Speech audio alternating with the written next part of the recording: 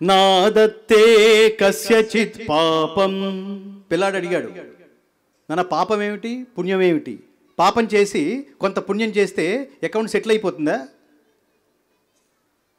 దానికి పరమాత్మ చెప్తున్నాడు, తిరుమల వెళుతున్నాం, అడ్డదిడ్డంగా ఒక ఆయన ఏదో బాగా సంపాదించేశాడు. చాలామంది ఉంటారు ఇలాగే.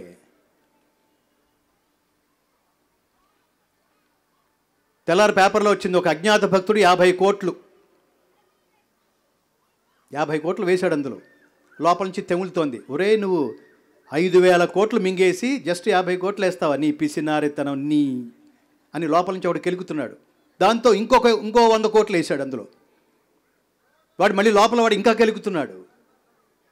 దాంతో ఇంకా వాడికి మనశ్శాంతి లేక వాడికి సమాధానం చెప్పడం కోసం స్వామివారికి ఒక అత్యద్భుతమైన కిరీటం, ఇంకొక 100 కోట్లతో ఒక అత్యద్భుతమైన కిరీటం ఒకటి చేయించి అందులో వేశాడు. వేసి అక్కడితో ఆగలేదు, ఇటు చుట్టూ తిరిగి స్వామివారి దగ్గరికి వెళ్ళి దండం పెట్టి, అది మొత్తం నా అకౌంటే, ఆర్ యూ సాటిస్ఫైడ్ అన్నాడు. ఇంకేమైనా కావాలంటే కూడా రాత్రి కల్లో కనిపించి చెప్పు, నేను వచ్చి వేస్తా. ఏమిటి వాడేదో కరోనా టైంలో రూపాయి లేక ఫైనాన్షియల్ ప్రాబ్లమ్స్లో వాడు మునిగిపోయినట్టు, వీడేదో ఆదుకున్నట్టు. ఏమిటది? దేవుడు అంటే ఇచ్చేవాడు, తీసుకునేవాడు కాదు. వాడు నువ్వు బంగారం అన్నావా, బంగారం గనులు ఇచ్చేశాడు. నువ్వు వెండి అన్నావా, కొండలు ఇచ్చేశాడు. రత్నాలు అన్నావా, గనులు ఇచ్చేశాడు. సముద్రం, రత్నగర్భ మొత్తం ఇచ్చేశాడు. ఇచ్చిన వాటిల్లో ఇవన్నీ ఇస్తే వాటిలోంచి కిలో గిల్లి ఒక కిరీటం చేయించి ఆర్ యూ సాటిస్ఫైడ్ అంటావా? నెక్స్ట్ డే పబ్లిసిటీ రాకపోతే చాలా వాడి మీద ప్రెస్ మీద విరుచుకుపడతావా? నాదత్తే కస్యచిత్ పాపం నచైవ సుకృతిం విభుః అజ్ఞానేనావృతం జ్ఞానం తేన ముహ్యంతి జంతవః. చాలా స్పష్టంగా చెప్తున్నాడు పరమాత్మ. ఎవని పాపపుణ్యములను పరమాత్మ స్వీకరింపడు. నీ పాపం నీ అకౌంటే, నీ పుణ్యం నీ అకౌంటే, రెండు అనుభవించాల్సిందే.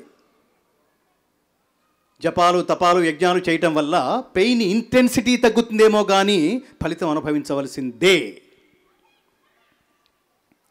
అందుకని జాగ్రత్తగా ఉండమంటున్నాడు. తప్పు చేస్తున్నావా? చేస్తున్నావు. తెలుసా తెలియదా? తెలిసే చేస్తున్నాను, మరి అనుభవించాల్సిందే. తెలియక చేస్తే చెంపలేసుకో, మళ్ళీ చేయనని ప్రామిస్ చేసుకో, దేవుణ్ణి అడుగు, తగ్గిస్తాడేమో. తెలిసి చేశావా, నిష్కృతి లేదు.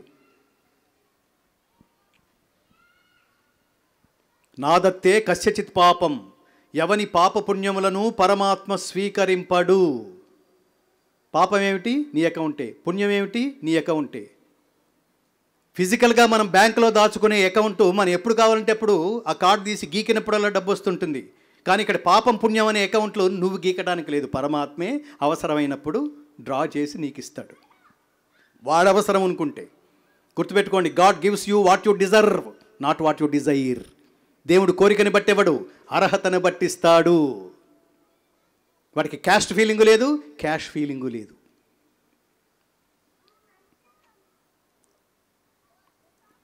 రోడ్డు మీద నడుచుకుంటూ వెళ్ళిపోతున్నాం, ఏదో ఆలోచిస్తున్నాం, ఏదో స్ట్రెస్ టెన్షను. అదే కదా, every target is like a stress tension. ఎందుకంటే రిజల్ట్ గురించి ఆలోచిస్తున్నావు, అందుకనే టెన్షను. భగవద్గీత అది చెప్తుంది, రిజల్ట్ వాడికి వదిలేసాయి. కర్మణ్యేవాధికారస్తే మా ఫలేషు కదాచన మా కర్మ ఫలహేతుర్భూ మాతే సంగోస్తు అకర్మణి. డ్యూటీ చెయ్యి, అంతవరకే నీ అధికారం. దాని ఫలితం మీద నీది లేదు. ఫలితం ఎవరి చేతిలోనే ఉంది. పరీక్ష నువ్వు రాసావు, మార్కులు ఇంకెవడికో వేయాలి. దాని మీద నీకు అధికారం ఏమిటి? నాకు ఇన్ని మార్కులు వేయాల్సిందే, ఇన్ని రావాల్సిందే, రాకపోతే నేను 15 అంతస్తు మించి టపక్కు. ఏమిటది?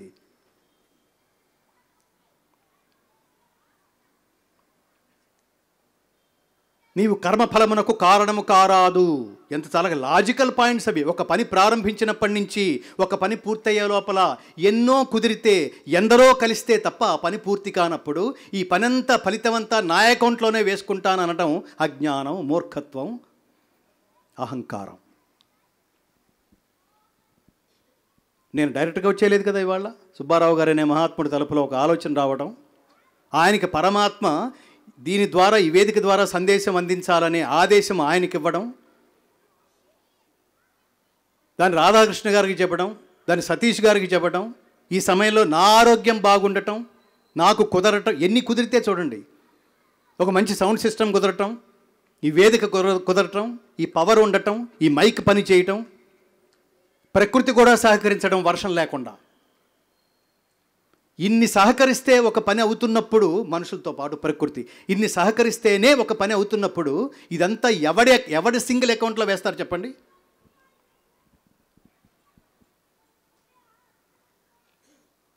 మా కర్మ ఫలహేతుర్భూ మాతే సంగోస్తు అకర్మణి.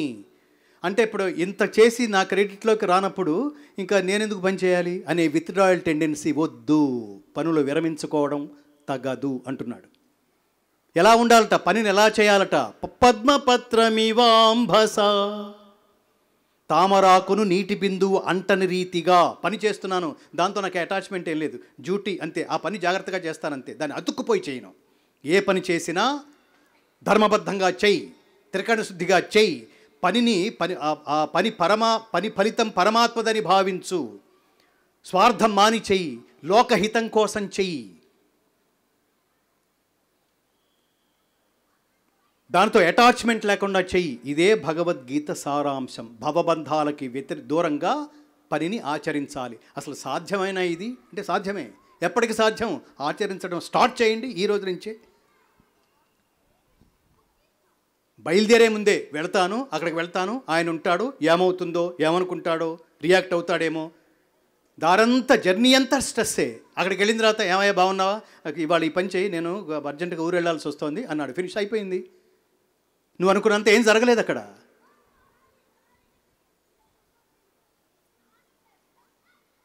ఎక్కడో 5% సమస్య ఉంటే ఇటువంటి బిడ్డలకు నేర్పించండి.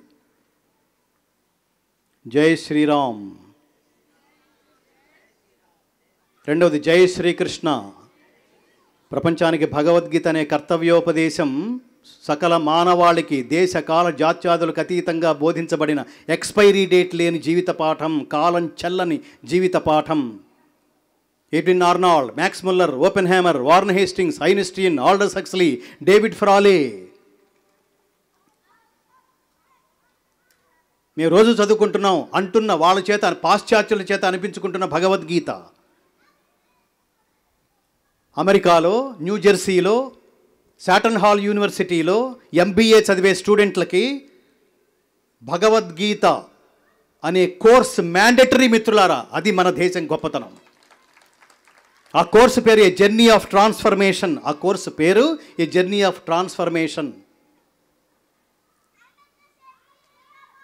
ఉద్యోగం చేయడం ఎలా? మన తెలివితేటల్ని మన చదువుల్ని తెలివితేటలుగా మలుచుకుని దాన్ని ఉద్యోగం రూపంలో సంపాదించుకుని దాని ద్వారా బాగా డబ్బు సంపాదించుకుని సుఖపడడం ఎలా? ఇంత మాత్రమే మెటీరియలిస్టిక్ లైఫ్ ఉపయోగపడుతుంది. దాన్ని సద్వినియోగం చేయటం ఎలా? జీవితాన్ని సద్వినియోగం చేయటం ఎలా? ధర్మాన్ని సద్వినియోగం చేయటం ఎలా? ప్రపంచం చెప్పలేదు, భారతదేశం మాత్రమే చెప్పింది. అన్నీ చెయ్యి, ఇది వదిలిపెట్టకు. ప్రపంచం మొత్తం చూడు, నీ కన్నతల్లిని కన్నతండ్రిని మర్చిపోకు, నీ దేశాన్ని మర్చిపోకు. మాతృమూర్తిని, మాతృభాషని, మాతృదేశాన్ని, మాతృ సంస్కృతిని పూజించేవాడే నిజమైన అసలైన దేశభక్తుడు. ఇది బాధ్యత, ఇట్స్ రెస్పాన్సిబిలిటీ. మామూలుగా మనం పెళ్ళిళ్ళు చేసుకుంటే ఈ సినిమాల పుణ్యం అని ఒక మంత్రం బాగా పాపులర్ అయింది మిత్రులారా. మాంగళ్యం తంతునానేనా మమ జీవన హేతున. ఎంతసేపు మన ఏడు పదే మమ జీవన, నా జీవితం నా జీవితం నా జీవితం నా జీవితం.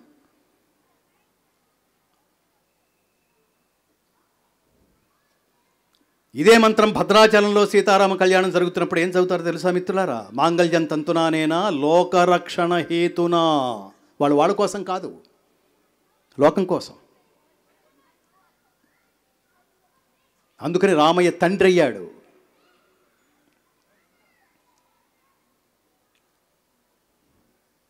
మీ నాన్నగారిని 3 కోరికలు కోరాను, 2 కోరికలు, భరతుడికి పట్టాభిషేకం, నీకు అరణ్యవాసం. మీ నాన్న యాక్సెప్ట్ చేశాడు, నువ్వు ఇంకా బయలుదేరచ్చు అంది కైకేయి. కైకేయి ద్వారా మనం నేర్చుకోవాల్సిన పాఠం, చెప్పుడు మాటలు వినొద్దు. మందర ద్వారా విని ఏమైంది? రామాయణంలో ప్రతి పాత్ర ఒక అత్యద్భుతమైన సందేశం అందిస్తుంది.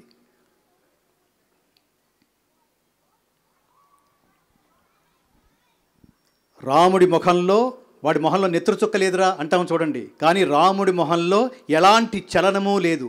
ఇది స్థితప్రజ్ఞత్వ లక్షణానికి నిదర్శనం. అలాగేనమ్మా అన్నాడు. అంతేగాని నాన్న అడిగి ఇంకోసారి కన్ఫర్మ్ చేసుకుంటాను, నువ్వు నిజం మాట్లాడావో అబద్ధం మాట్లాడావో అనలా.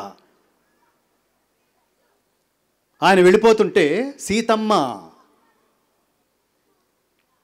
సీతమ్మని చూసి అన్నాడు శ్రీరామచంద్రుడు, 14 ఏళ్ళు 14 క్షణాల్లాగా గడిపొచ్చేస్తాను, అత్తమామలను నువ్వు జాగ్రత్తగా చూసుకో, ఓకేనా అంటే ఏం మాట్లాడుతున్నావు?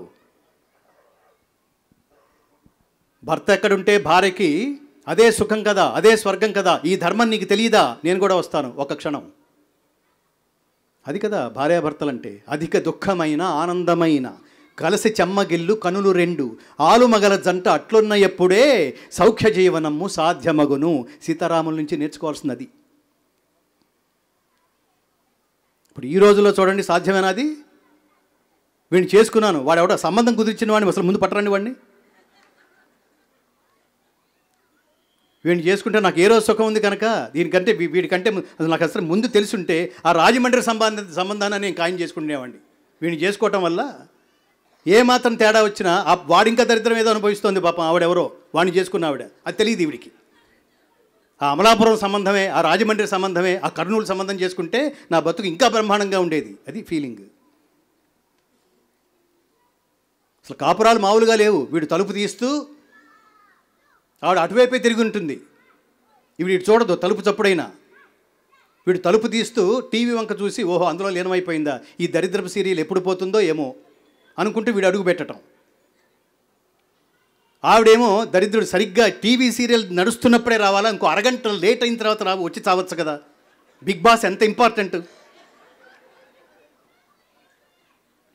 అసలు బాస్ పోయాడు, కొంపకి బాసు పోయాడు. వాడికి ఒక రోజు మన ఇది చూసి వెనక్కి కూడా తలుపు మెడ తిప్పి చూడకపోతే వాడి పాపం ఎంత టార్చరు.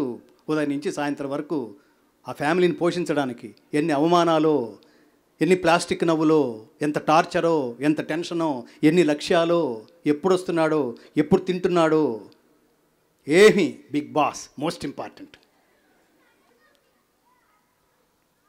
వాడి కోపం వచ్చి అన్నట్టు వాడు ఈ దరిద్రపు సీరియల్ ఎప్పటికైపోతుంది అని.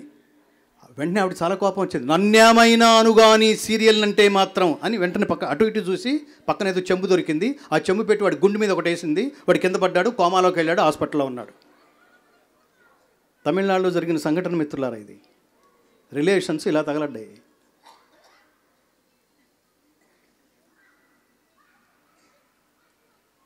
తిరుపతి వెళుతున్నాం, భక్తితో వెళుతున్నావా, పర్యాటకుడిగా వెళుతున్నావా, చెక్ యువర్ సెల్ఫ్ ఫస్ట్. దేవుడి దగ్గరికి భక్తితో వెళ్ళాలి. ఏం చెప్తున్నాడు పరమాత్మ? విశ్వరూప సందర్శనం చూపించాడు. చూపించినప్పుడు అడిగాడు, నిన్ను ఎలా చేరుకోవటం, నాకు కావాల్సిన క్వాలిఫికేషన్ ఏమిటి, మానవులకి కావాల్సిన అర్హతలు ఏమిటి నీ అనుగ్రహం పొందటానికి?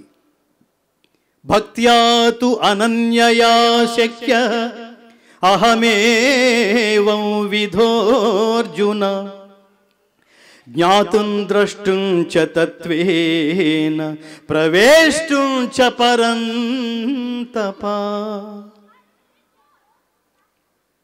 నా విశ్వరూపాన్ని గుర్తించడానికి, గ్రహించడానికి, చేరుకోవడానికి అనన్యమైన భక్తి చేతనే సాధ్యమగును. అనన్య భక్తి. నువ్వు ఏదైనా పని చేయాలనుకుంటున్నావా, దాని పట్ల అనన్యమైన భక్తి కలిగి ఉండాలి. ఏదో వాడి కోసం చేశాను, వాడి మొహానికి ఇదే ఎక్కువ అనుకుంటూ పనులు చేయకండి. వాడిచ్చే శాలరీకి ఇదే ఎక్కువ అనుకుంటూ పనులు చేయకండి. మనకు అవకాశం ఇచ్చేవాడు దైవంతో సమానం గుర్తించుకోండి. ఇష్టమైతే ఆ కంపెనీలో పనిచేయి, లేకపోతే వెళ్ళిపో. ఇష్టమైతే ఆ పని స్వీకరించు, లేకపోతే వదిలేసి. తిట్టుకుంటూ పని చేయొద్దు, అయిష్టంతో పని చేయకు.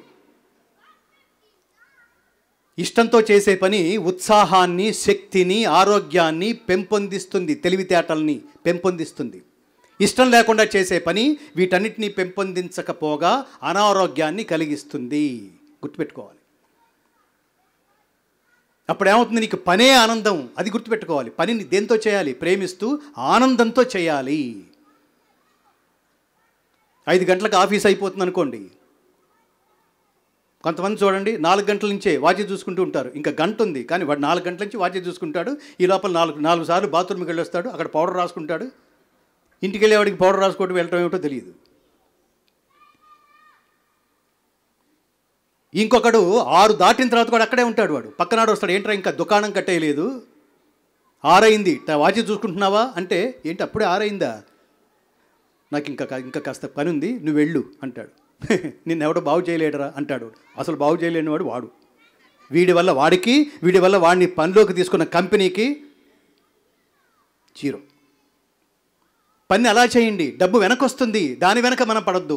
దాని వెనక మనం పడితే అశాంతి, మనం వెనక అది వస్తే శాంతి. డబ్బు అవసరమే, డబ్బే కాదు. ధన దాహమున కన్నా దారిద్ర్యమే లేదు, ఆత్మతృప్తికి మించిన ఐశ్వర్యమే లేదు. ఒకటి దగ్గర మీరు బాగా గుర్తుపెట్టుకోండి, ఉండటం అంటే మనసు ఉండడం, డబ్బు ఉండటం కాదు. డబ్బంతా ఎవరి దగ్గర ఉంది? దుర్యోధనుడి దగ్గర. పేరు ఎవడికి వచ్చింది? కర్ణుడికి. ఏం పేరు వచ్చింది? దానకర్ణుడు. ఈ దానం చేసిన డబ్బంతా ఎవడిది? దుర్యోధనుడికి. ఏమిటి వీళ్ళిద్దరికీ తేడా? వాడికి అబుద్ధి ఉంది, వీడికి అబుద్ధి లేదు.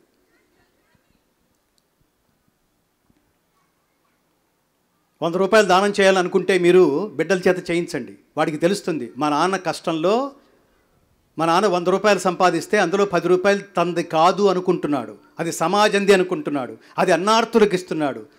వాడి పాత్ర ఎరిగి దానం చేస్తున్నాడు. డబ్బుంది కాబట్టి దానం చేయట్లా, వాడి స్థితి ఏమిటో తెలుసుకుని ఎంక్వైరీ చేసి మరీ దానం చేస్తున్నాడు. ఇవన్నీ చెప్తుంది భగవద్గీత. దాతవ్యమితి యద్దానం దీయతే అనుపకారిణే దేశే కాలే చ పాత్రే చ తద్దానం సాత్వికం స్మృతం. దానమిచ్చుట కర్తవ్యమని భావించవలెను. దేశకాల పాత్రముల నిరిగి ప్రత్యుపకారమును ఆశించకుండా చేసే దానము ఉత్తమ దానము. ఒకటి దగ్గర రూపాయి ఉండదు, కానీ కొన్ని లక్షలు మొబిలైజ్ చేసి ప్రపంచానికి ఎప్పుడు ఏదో ఒకటి చేస్తూనే ఉంటాడు ఆయన. ఒకటి దగ్గర చాలా డబ్బు ఉంది, రూపాయి బయటికి తీయడు. రోజు బ్యాంక్ అకౌంట్ చెక్ చేసుకుంటుంటాడు. ఒకసారి చెక్ చేసుకుంటూ ఒక రాత్రి ఒక తెల్లవారుజామున అందరూ లేచారు, వీడు మాత్రం లేవలేక పోయాడు. ఇంకెందుకది?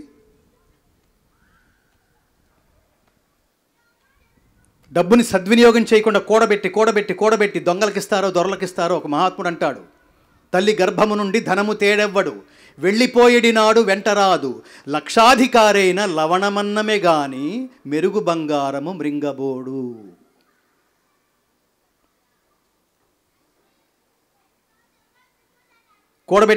కూడబెడతావు కదా, మొత్తం మీద దానికి కూడా నువ్వేదో చాలా ప్లాన్లు వేసుకుంటావు, చాలా కష్టపడి ఉంటావు, చాలా అక్రమాలో సక్రమాలో, మొత్తం మీద ఎంత టెన్షన్ పడ్డావో, ఎప్పుడు తిన్నావో ఎప్పుడు తినలేదో, దీని వెంతటి కూడా ఈ టార్చర్ కూడా ఒక కష్టం ఉంది, ఒక ప్రాసెస్ ఉంది. దీన్ని మాత్రం సద్వినియోగం చేయకుండా ఎంతో కొంత దేనికోసం చేయాలి? దైవ కార్యాలకి, ధర్మకార్యాలకి, లోకం కోసం, లోక క్షేమం కోసం. వీటిని ధర్మకార్యాలు అంటారు. ప్రతి జీవితంలోనూ ప్రతి జన్మలోనూ 3 సత్కార్యాలు, 3 పుణ్యకార్యాలు చేసి తీరవలసిందే అని పరమాత్మ ఆదేశిస్తాడు. ఏమిటా కార్యాలటంటే 3 కార్యాలు గుర్తుపెట్టుకోండి. దానం, యజ్ఞము, దానము, తపస్సు. యజ్ఞోదానం తపశ్చైవ పావనాని మనీషిణాం. యజ్ఞం చేయాల్సిందే ఒక జీవిత కాలంలో. ఎవరి కోసం? దేవతల కోసం. నీకేం కావాలంటే అది ఇచ్చేస్తారు, అది ధర్మబద్ధమైతే. బ్రాకెట్లో దానం ఆర్తులకి, తపస్సు పరమాత్మ అనుగ్రహం కోసం. ఈ 3 చేయటం వల్ల ఏం జరుగుతుంది అంటే పావనాని మనీషిణాం, మనిషి జన్మని పావనం చేస్తాయట. అందుకని ప్రతి వాడు తన జీవిత కాలంలో ఈ 3 పుణ్యకర్మలు చేయాల్సిందే. ఎన్ని పాఠాలు కృతజ్ఞత చెప్పండి. ఎన్ని పాఠాలు చెప్తున్నాడో చూడండి పరమాత్మ. ఒక జంతువుకి ఆహారం ఇచ్చేయండి, తినేస్తుంది, దాన్ని సంస్కరించుకోవడం వాటికి తెలియదు. కానీ మనకు ఆహారం పెడితే మనకేదో సంస్కారం ఉంది కదా, దాంతో ఏం చేయాలంటే పరమాత్మ ఈరోజు నా నోట్లోకి 5 వేళ్ళు వెళ్ళటానికి నువ్వు చాలా సహకరించావు పరమాత్మ, నీ ఆశీస్సులు ఉన్నాయి, అందుకని ఫస్ట్ నీకు థ్యాంక్స్. నేను ఆనందంగా ఇవాళ అన్నం తినగలుగుతున్నాను. ఏ రకంగా కృతజ్ఞతలు చెప్పాలి? బ్రహ్మార్పణం బ్రహ్మహవిః బ్రహ్మాగ్నౌ బ్రహ్మణాహుతం బ్రహ్మైవ తేన గంతవ్యం బ్రహ్మకర్మ సమాధినా ఆ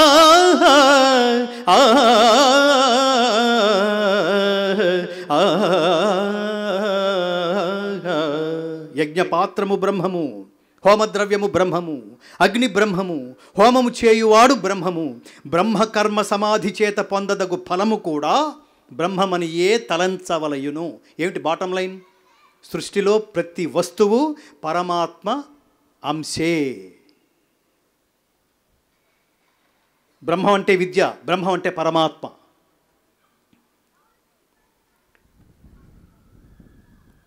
పరమాత్మని చేరుకోవడం కోసం పరమాత్మ వివరించిన విద్య పేరు అధ్యాత్మ విద్య. ఏమిటి దీని ఉత్కృష్టత? ఏమిటి దీని ప్రత్యేకత?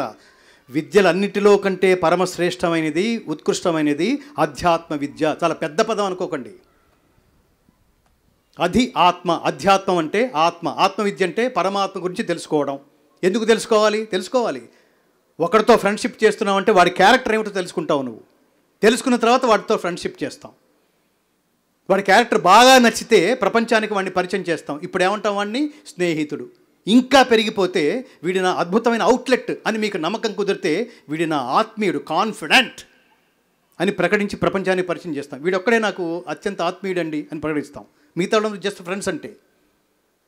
ఇంకొంతమంది పరిచయస్తులు అంతే, ఇంకొంతమంది రూమ్మేట్స్ అంతే, ఇంకొంతమంది క్లాస్మేట్లు అంతే, ఇంకొంతమంది క్లాస్మేట్లు అంతే.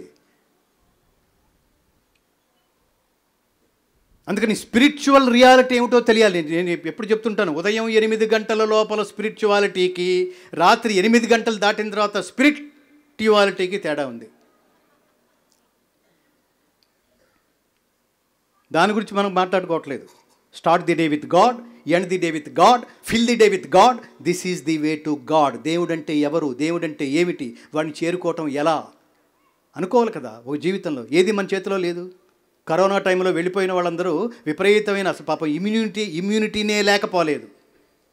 కరోనాలో బతికిపోయిన మనమందరం ఓవర్ ఇమ్యూనిటీ వల్ల బతికిపోలేదు.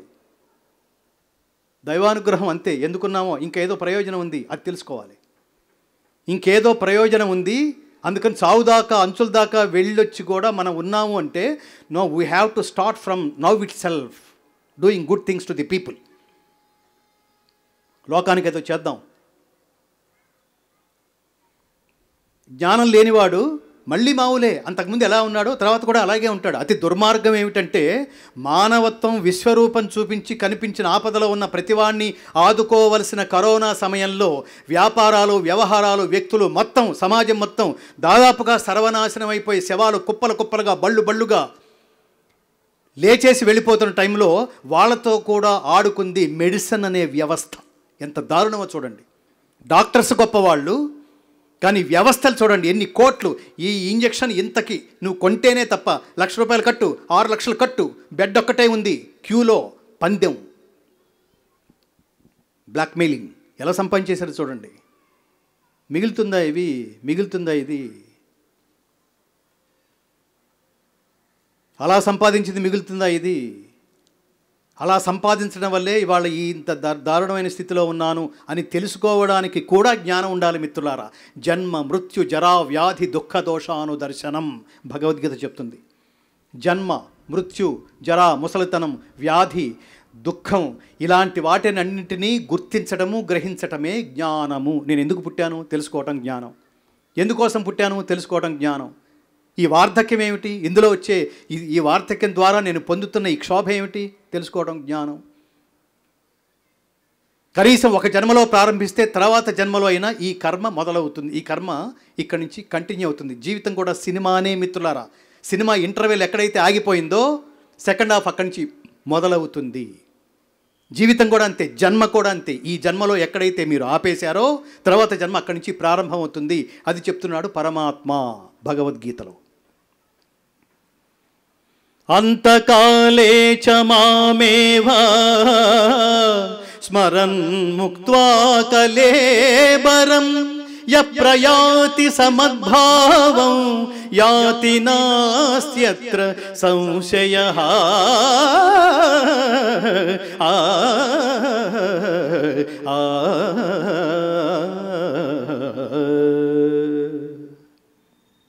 వాడు పోతూ పోతూ ఏం ఆలోచిస్తున్నాడో తర్వాత ఆ భావాలనే పొందుతాట. యో యో యాం యాం తనుం భక్తః శ్రద్ధయార్చితుమిచ్చతి తస్యాచలాం శ్రద్ధాం తామేవ విదధామ్యహం. ఎందుకు నీ దేవతలు? ఎందుకు ఇంతమందిని ప్రార్థించడం? సర్వదేవ నమస్కారః కేశవం ప్రతిగచ్చతి. ఏ భక్తుడు ఏ దేవతా స్వరూపాలని అర్చించగోరుతున్నాడో వాడికి ఆ దేవతల పట్ల స్థిరమైన శ్రద్ధను నేను ప్రసాదిస్తున్నాను. అలా ప్రసాదించిన ఆ భక్తితో అతడు ఆ దేవతలను ఆరాధించి నా అనుగ్రహం వల్ల ఆ దేవతల ద్వారా తన అభీష్టాలను నెరవేర్చుకుంటున్నాడు. ఎవరిని దండం పెట్టినా నేనే అన్నాడు పరమాత్మ. ఎంత క్లారిటీ ఉంది! ఒక మతం ఏమని చెప్తుందో చూడండి. అన్య దేవతల్ని ఆరాధించే వాళ్ళని రాళ్లతో కొట్టి చంపండి. అది ఆ మతానికి ఉన్న వైశాల్యం. తెలుసుకుందాం మన మతం, మన ధర్మం. దీన్నే మతం అంటే. ఈ ధర్మం గొప్పతనం ఏంటో తెలుసుకుంటే ఈ కన్వర్షన్ ఉండవు మిత్రులారా. కన్వర్షన్ అంటే తల్లిని మార్చడం అని అర్థం. మతం తల్లి లాంటిది. మన సనాతన ధర్మం కాపాడుకోవాలంటే పక్కింట్లో ఏం జరుగుతుందో కూడా తెలుసుకోండి. దరిద్రం బిగ్ బాస్ నుంచే చాలా తొంగి చూసి ఎన్ని తెలుసుకుంటున్నామో, వాళ్ళిద్దరు కొట్టుకుంటుంటే ఎంత ఆనందపడుతున్నామో. ఎవడెవడు మతాలు మారిపోతున్నాడో చూడండి. వాడికి ఏదో ఉపదేశం చేయండి. మన తల్లి గొప్పతనం ఏమిటో చెప్పడానికి ప్రయత్నించండి. లేకపోతే టార్గెట్తో పనిచేస్తున్న వాళ్ళ ఉచ్చులో పడి కొన్ని జిల్లాలు మాయమైపోతున్నాయి మిత్రులారా. ఇది మన బాధ్యత. గుర్తించండి, గ్రహించండి, ఆపండి. నీ తల్లి ఇంత గొప్పదిరా అని చెప్పండి.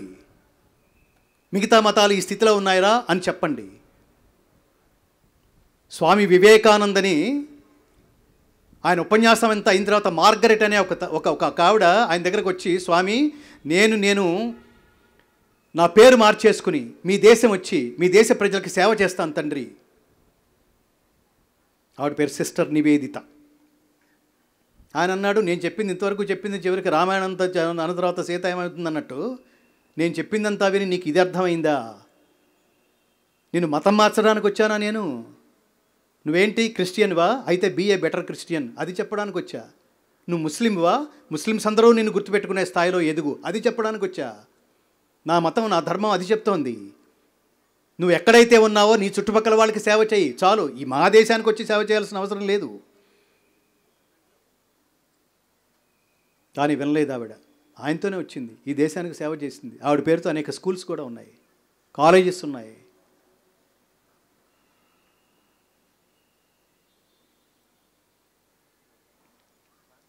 శ్రీకృష్ణ పరమాత్మ చెప్తున్నాడు, అర్జునుడు వింటున్నాడు. భగవద్గీతోపదేశానికి ముందు భుజం మీద చేతులు వేసుకుంటూ బావా బావా అని మాట్లాడుకుంటున్నప్పుడు శ్రీకృష్ణ పరమాత్మ ద్వారా తను వింటున్న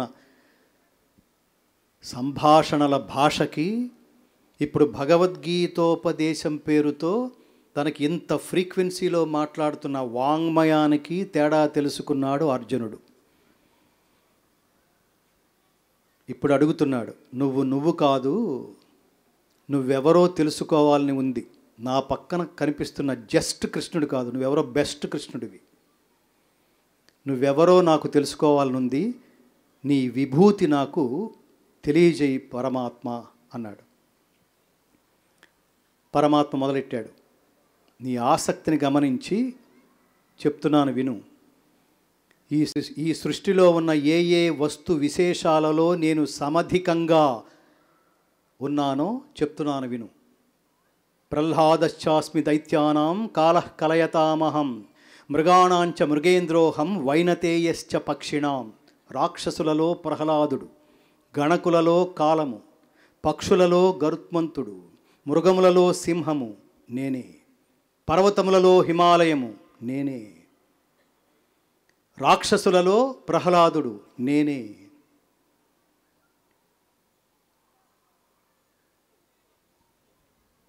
ఇంకొక విషయం కూడా తెలుసుకో అర్జున, పాండవులలో నీవును నేనే అన్నాడు. వృష్ణివంశజులలో వాసుదేవుడు, మునులలో శాస్త్రార్థముల నిరింగిన శుక్రాచార్యుడు, కవులలో ఋషులలో వేదవ్యాసుడు, పాండవులలో అర్జున నీవును నేనే. వణికిపోయాడు అర్జునుడు. ఏంటి నేనే పరమాత్మను అంటున్నాడా?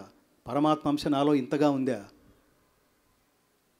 అలా అన్నావు కదా పరమాత్మ, నాకేంటో ఒళ్ళంతా పులకరించేస్తోంది, గగ్గురుపాటు కలుగుతోంది. ఏంటో బాధ వస్తోంది, నువ్వెవరో నాకు చూపిస్తావా అన్నాడు. మామూలుగా చూడడానికి ఇదేదో 3D సినిమా కాదురా, దానికి కూడా కళ్ళజోడు కావాల్సి వస్తుంది. నువ్వు నన్ను చూడాలంటే ఈ చర్మచక్షువులు చాలవు. దివ్యం దదామితే చక్షు పశ్యమే యోగమైశ్వరం. నీకు దివ్య చక్షువుల్ని ప్రసాదిస్తున్నాను, ఇప్పుడు ఈశ్వరీయమైన నా యోగ శక్తి కన్నులారా దర్శింపు అని ప్రారంభించాడు. విశ్వరూపం ప్రారంభమైంది. ఇంతింతై వటుడింతయై మరియుదానింతై నభోవీధిపైనంతై తోయద మండలాగ్రమ విశ్వరూప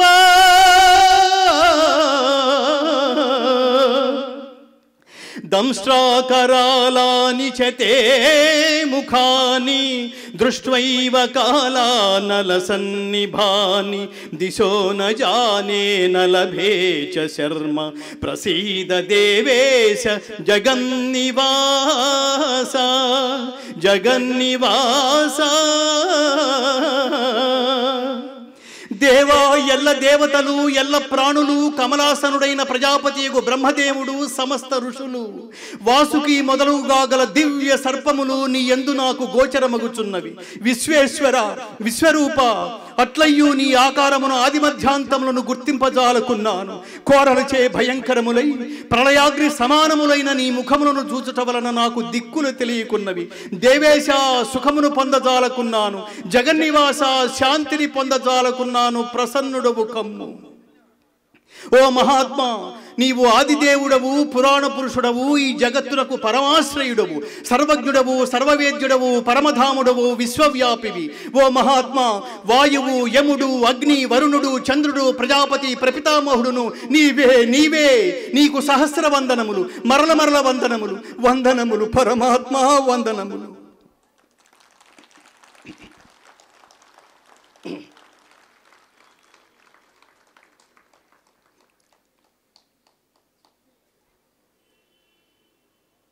రాక్షసులు భీతిచే దిగంతములకు పరుగుడుచుండగా తపోయోగ మంత్రసిద్ధులు నీకు నమస్కరించుచున్నారు. పరమాత్మ, నీవు బ్రహ్మకే మూలకారకుడవు, నీకు సిద్ధులు నమస్కరించక ఎట్లుందురు?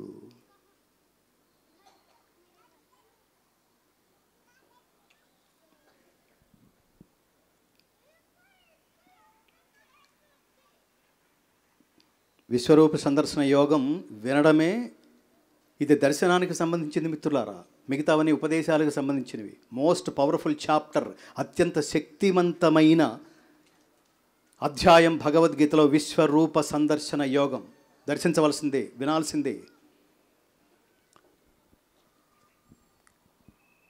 అచ్యుతా, నీ మహిమను గుర్తింపజాలక నిన్ను నా సఖునిగా ఎంచి చనువు చేత ఓ కృష్ణ, ఓ యాదవ, ఓ మిత్రమా అని పొరబాటును అలక్ష్యముగా సంబోధించియుంటిని. విహార శయ్యాసన భోజన సమయములలో గాని, ఏకాంతమున గాని, అన్యుల సమక్షమున గాని పరిహాసము కొరకు నిన్ను కించపరిచియున్నచో ఆ అపరాధములన్నింటినీ క్షమింపుము. ఓ అప్రమేయ, నా అపరాధములన్నింటినీ క్షమించుము. తలుచుకుంటున్నాడు ఇంత విశ్వరూపి అయిన పరమాత్ముణ్ణి. గతంలో ఏ రకంగా నేను సంబోధించానో, ఏం పిచ్చి మాటలు మాట్లాడానో ఫ్లాష్ బ్యాక్ వెళ్ళిపోయాడు. పుత్రుని అపరాధములను తండ్రి వలెను, మిత్రుని అపరాధములను మిత్రుని వలెను, ప్రేయసి అపరాధములను ప్రియుని వలెను నా అపరాధములన్నింటినీ క్షమింపుము. ఏంటి ఉగ్రరూపం? దివ్య చక్షువులు ఇస్తేనే నేను చూడలేకపోతున్నాను. ఏంటి దీని పరమార్థం అంటే, పరమాత్మ అంటున్నాడు, కాలోస్మి లోకక్షయకృత్ ప్రవృద్ధో లోకాన్ సమాహర్తుమిహ ప్రవృత్తః ఋతే పిత్వా న భవిష్యంతి సర్వే ఏవ స్థితాః ప్రత్యనీకేషు యోధాః. అర్జునా, నేనీ లోకములను తుదముట్టించుటకై విజృంభించిన మహాకాలుడను. ఇప్పుడు ఈ లోకములను సంహరించుటకై పూనుకొనియున్నాను. కావున నీవు యుద్ధము చేయకున్నను శత్రు సైన్యమునందున్న వీరులెవ్వరునూ బ్రతుకజాలరు. ఇప్పటికే ద్రోణ, భీష్మ, జయద్రథ, కర్ణాది యోధ వీరులు నాచే సంహరింపబడిరి. మిగిలిన శత్రువీరులను నీవు సంహరించుము. ఓ పరంతప లెమ్ము, శత్రువులను జయించి కీర్తిని బడసి సర్వసమృద్ధమైన రాజ్యమును అనుభవించుము. వీరందరూ నాచే మునుపే సంహరించబడిరి, నీవు నిమిత్తమాత్రుడవు కమ్ము. మనిషి చేయవలసిన డ్యూటీస్ ఎలా చేయాలో చెప్తున్నాడు. నిమిత్తమాత్రుడివై చెయ్యి, నో అటాచ్మెంట్. యుద్ధం నువ్వు కోరుకుంటే రాలా, అంత జోదం నడిచింది. అన్నేళ్ళు అరణ్యవాసం చేశారు, 1 ఏడు అజ్ఞాతవాసం చేశారు. ఇంత చేసి వెనక్కి తిరిగి వచ్చిన తర్వాత మీ రాజ్యం మీకు ఇస్తా అన్నారు, కానీ వాడు ఇవ్వనన్నాడు. అప్పుడు కదా మొదలెట్టింది. అయినా జరగలేదు. యుద్ధం వల్ల ఇంత జరుగుతుందని మధ్యలో రాయబారాలు నడిచినాయి. మనుషుల ద్వారా సంజయ్ రాయబారం మధ్యలో నడిచింది. చివరికి మనుషుల ద్వారా ఈ రాయబారం వల్ల ప్రయోజనం లేదని తెలుసుకుని మీరందరూ పరమాత్మగా భావించి నన్ను పంపిస్తే కృష్ణ రాయబారం అక్కడ కూడా విననన్నారు. అప్పుడు వేదవ్యాసుడు వచ్చాడు సభలోకి. యతో ధర్మస్తతో జయ, యతో కృష్ణస్తతో ధర్మ. ధర్మం ఎక్కడుంటే అక్కడే జయిస్తుంది. కృష్ణుడు అక్కడే ఉన్నాడు. అర్జునుడు ఎవరిని ఎంచుకున్నాడు? కృష్ణుణ్ణి. దుర్యోధనుడు ఎవరిని ఎంచుకున్నాడు? కృష్ణుడి దగ్గరున్న నారాయణి అనే 11 అక్షౌహిణుల సైన్యాన్ని ఎంచుకున్నాడు. ఈ రెండిటికి తేడా ఏమిటి? మెయిన్ ఇంజను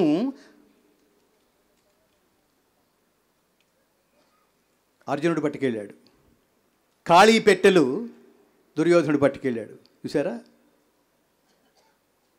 పరమాత్మ మధ్యలో ఉన్నాడు. అటు పక్కన పరమాత్మని గుర్తించిన అర్జునుడు ఉన్నాడు, ఇటు పరమాత్మని గారడీవాడుగా మాత్రమే చూసిన దుర్యోధనుడు ఉన్నాడు. ఎవరిని నమ్ముకుంటే ఏం జరిగిందో భగవద్గీత చెప్తుంది, మహాభారతం చెప్తుంది. మహాభారతానికి 2 కళ్ళు లాంటివి. ఒకటి విష్ణు సహస్రనామము, రెండవది భగవద్గీత. లౌకికమైన ప్రయోజనాల్ని ఆశించే వాళ్ళు విష్ణు సహస్రనామాన్ని, మోక్షగాములు భగవద్గీతని ఆశ్రయిస్తారని మహాత్ములు చెప్తారు.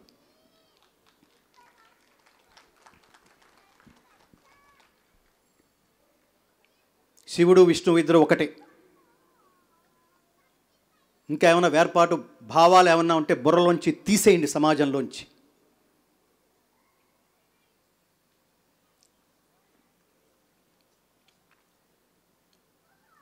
అక్కడక్కడ వింటూ ఉంటాం విష్ణువు వేరు శివుడు వేరు అంటే అసలు ఈ ఇద్దరు ఒకటేనని తెలిసేంతవరకు వాళ్ళకి జ్ఞానం రాదని అర్థం. దురదృష్టకరమైన స్థితి. శివాయ విష్ణురూపాయ శివరూపాయ విష్ణవే, శివశ్చ హృదయం విష్ణు విష్ణోశ్చ హృదయం శివ. రామనామానికి శక్తి ఎంత ఉందో తెలుసా? పార్వతి శ్రీరామ రామ రామేతి ఈ మంత్రం ఉపదేశిస్తున్నాను జపించు అని పరమేశ్వరుడు పార్వతికి ఉపదేశించాడు. రమే రామే మనోరమే సహస్రనామ తత్తుల్యం రామనామ వరాననే. రుద్రాణం శంకరశ్చాస్మి విత్తేశో యక్షరక్షస. భగవద్గీతలో విభూతి యోగంలో రుద్ర శబ్దం లేకపోతే భగవద్గీత పూర్తి కాదు. ఉపదేశించిన వాడెవడు? నారాయణ విష్ణు స్వరూపుడైన శ్రీకృష్ణ పరమాత్మ. ఎవరిని ప్రస్తావించాడు? శివుడు రుద్రుడు. ఒకటా కాదా?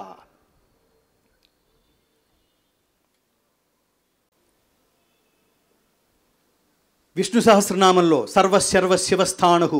ఈ మంత్రం లేకపోతే విష్ణు సహస్రనామం పూర్తవుతుందా? శివశబ్దం లేకుండా విష్ణు సహస్రనామం పూర్తవుతుందా? విష్ణువు శివుడు ఒకటి కాదా? వేరువేరా? ఎలా అంటావు? గతంలో శివుడి కోసం అనేక సార్లు తపస్సు చేసి అనేక వరాలు పొంది ఉన్న శ్రీకృష్ణ పరమాత్మ చేత చెప్పించబడే శివ వైభవాన్ని నేను వినాలనుంది, శివ సహస్రనామాల వైభవం కూడా ఆయనే చెప్పాలి, నాకు వినాలనుంది అన్నాడు అంపశయ్య మీద ఉన్న భీష్మాచార్యుడు. జాతికి ఒక క్లారిటీ రాదు. రాబోయే యుద్ధంలో అతి కీలకమైన పాత్ర పోషించబోతున్నాడు అర్జునుడు. అతను కావాల్సింది పాశుపతాస్త్రం.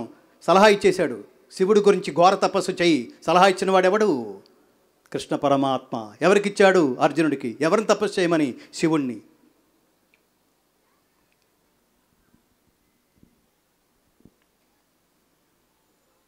సినిమా హీరోల్లాగానే హీరోలందరూ ఒకటే, ఫ్యాన్స్ ఎందుకు కొట్టుకు చావడం? దేవుళ్ళందరూ ఒకటే. వాళ్ళకేం క్యాస్ట్ ఫీలింగ్లు ఏమి ఉండవు. శక్తులవి. కనెక్ట్ అయిపో.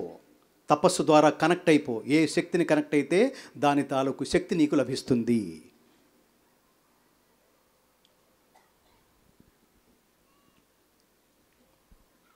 అలా ఈరోజు రామాయణం ద్వారా, రామాయణం రూపంలో కొన్ని విశేషాలని పిల్లలకి రామాయణం కూడా నేర్పించండి. ఒకప్పుడు మన జీవితంలోనే అది భాగస్వామి అయిపోయింది, మన జీవితంలో కలిసిపోయింది రామాయణం. ఇప్పుడు రామాయణం లేదు, భారతం లేదు, మన గొడవ, మన మెటీరియలిస్టిక్ లైఫ్. ఒక అరగంట కేటాయించలేమా? ఒకప్పుడు ఉత్తరాలు రాసేటప్పుడు పని శ్రీరామాన్ని రాసేవాళ్ళం, దాంతో ప్రారంభించేవాళ్ళం. ఇవాళకి రామకోటి రాసే మహాత్ములు చాలామంది ఉన్నారు. పిల్లలకి స్నానం చేస్తూ తల్లి చిన్నప్పుడే శ్రీరామరక్ష శ్రీరామరక్ష అని 3 చెంబులు నీళ్ళు పోసేది.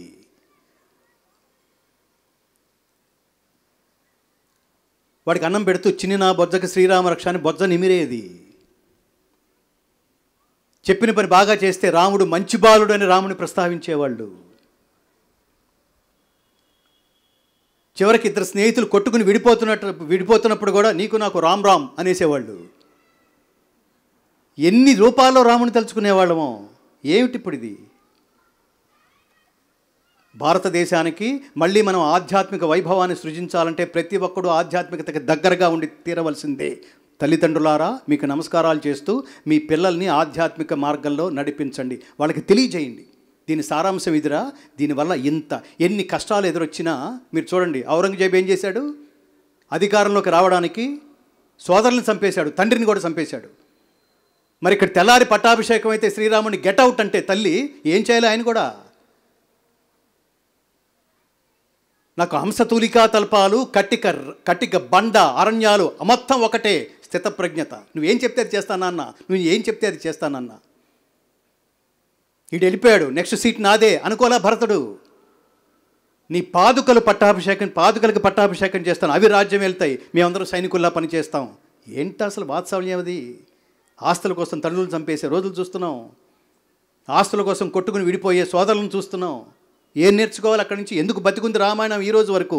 ఇందుకు కదా ఆదర్శవంతమైన జీవితం గడపాలంటే రామాయణం చదవాలి. ఉన్నతమైన కుటుంబ వ్యవస్థని మనం తీర్చిదిద్దుకోవాలంటే వీళ్ళందరికీ టచ్లో ఉండాలి. అమ్మా నాన్ని దూరం చేసి ఏమిట్రా నీ ప్రైవసీ తగలయ్యని.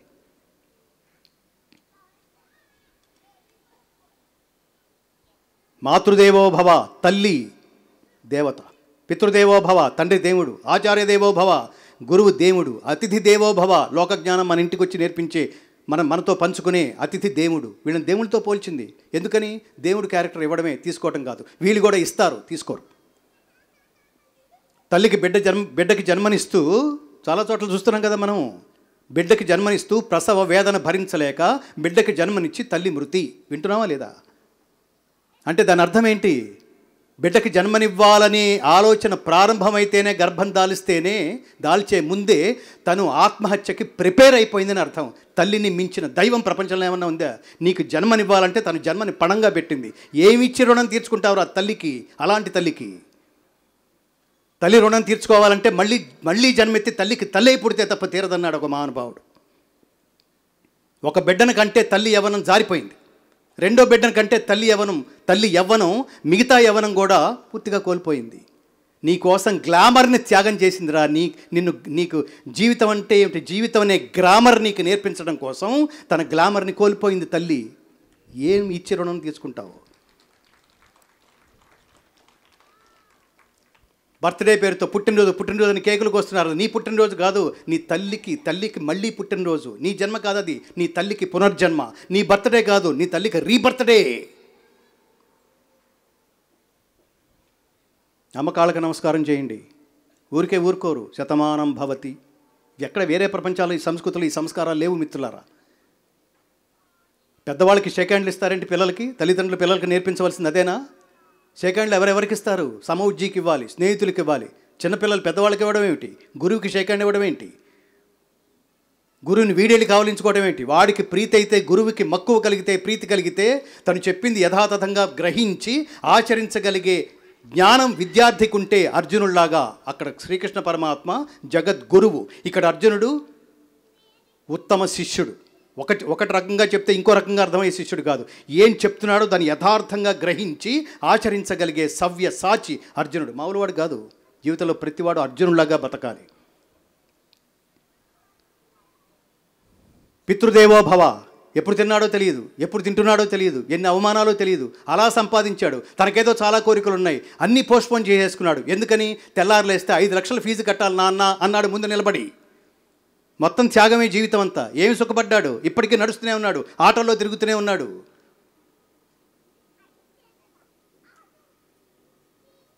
తీర్చుకో నాన్న రుణం. పితృదేవో భవ, ఆచార్య దేవో భవ. విద్య నేర్పేటప్పుడు భవిష్యత్తులో నువ్వు కొన్ని కోట్లు సంపాదిస్తే అప్పుడు నన్ను గుర్తుపెట్టుకో, మన ఇద్దరికి 50-50 అని ఎప్పుడన్నా అన్నాడా టీచరు? నీ బాగు కోరి నీకు ఎన్ని సలహాలు ఇచ్చాను తెలుసా? నీకు ఉద్యోగం కూడా నేనే వేయించాను, ఇప్పుడు 50-50 అన్నాడా ఎప్పుడన్నా అతిథి? వీళ్ళ రుణం తీర్చుకోవాలి. ఏ ఊళ్ళో పుట్టావో ఆ రుణం తీర్చుకో. ఆ ఊరు గుర్తుపెట్టుకునే పని ఒక్కటన్నా చెయ్యి. మనం ఉన్న కాలంలోనే తల్లిదండ్రులు వెళ్ళిపోతారు. వాళ్ళు వెళ్ళిపోయే లోపల ఒక్కసారన్నా మన దగ్గరకు తీసుకుని అశ్రునయనాలతో మన కౌగలించుకుని నుదుటి ముద్దు పెట్టుకుని, మాకెంత ఆనందం ఇచ్చావురా, లోకమంతా నిన్ను మెచ్చుకుంటుంటే, నువ్వు చేసే పనులు గుర్తించి లోకమంతా నిన్ను మెచ్చుకుంటుంటే మాకెంత ఆనందంగా ఉందిరా, ఇంతకంటే ఏం కావాలి నాన్న?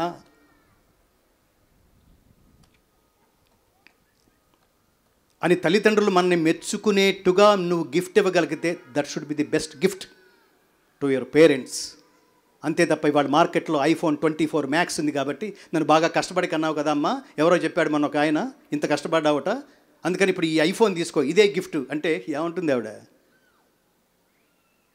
నీకోసం ప్రాణత్యాగం చేస్తే iPhone గిఫ్ట్ ఇస్తారో? Useless fellow. కడుపు కట్టుకుని సంపాదించిందంతా నీకే అన్నాడు నాన్న. వాడికి ఏమిస్తావు? ఆ తండ్రికి ఏమిస్తావు? నువ్వు ఫ్లాట్లు ఇస్తే, భవంతులు కట్టిస్తే సరిపోయిందా? వాడు ఆనందిస్తాడా? నువ్వు ఎక్కడన్నా సంతోషంగా ఉన్నానా, సుఖంగా ఉండాలన్నా? ఈ మధ్య నువ్వు కొంచెం స్ట్రెస్ ఎక్కువైతున్నట్టు అనిపిస్తోంది, తగ్గించుకోనన్నా, కొంచెం యోగా చేయనన్నా, నీ లైఫ్ టైం పెంచుకో. తల్లిదండ్రులు ఇంతే కదా, ఎప్పుడు మాట్లాడేది ఇదే కదా, నీ క్షేమం, నీ క్షేమం, నీ క్షేమం. ఆయన యోగక్షేమం వహామ్యహం, వీళ్ళు పుత్రక్షేమం వహామ్యహం. ఈ జీవిత పాఠం పిల్లలకు అందాలి. భగవద్గీత అదేదో రిటైర్మెంట్ సబ్జెక్ట్ కాదు. 70 ఏళ్ళు వచ్చినాయి, అప్పుడు ఏదో కుదరలేదు. చాలామంది అంటారు అది ఈ సబ్జెక్ట్ ఇప్పుడు సబ్జెక్ట్ కాదు నాన్న, అదేదో నేను రిటైర్మెంట్కి ప్లాన్ చేస్తున్నాను. రేపు ఉంటే కదా నువ్వు రిటైర్మెంట్కి ప్లాన్ చేసేది, రేపు ఉండాలి కదా నువ్వు. తెల్లారితే అందరితో పాటు లేవాలి కదా. ఎలా పోస్ట్పోన్ చేస్తావు? Most essential subject on this globe is Bhagavad Gita.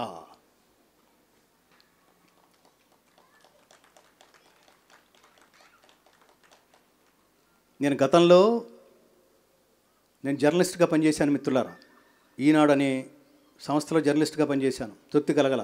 ఆ సమయంలోనే నేను సినిమా ప్లేబ్యాక్ సింగర్గా తెలుగు కన్నడ సినిమాల్లో వందలాది సినిమాల్లో పాడాను. ఆనందం కలగల. పాటలు అనేవి తాత్కాలికమైన ఆనందాన్ని ఇస్తాయి అంతే. ఎక్కడో అశాంతిగా తిరుగుతున్నాం ప్రపంచం అంతా. ప్రపంచ దేశాల్లో తెలుగు వాళ్ళు ఎక్కడున్నా అక్కడికల్లా నేను ఆహ్వానించబడ్డా యాజ్ ఎ సింగర్. ఆనందం కలగల.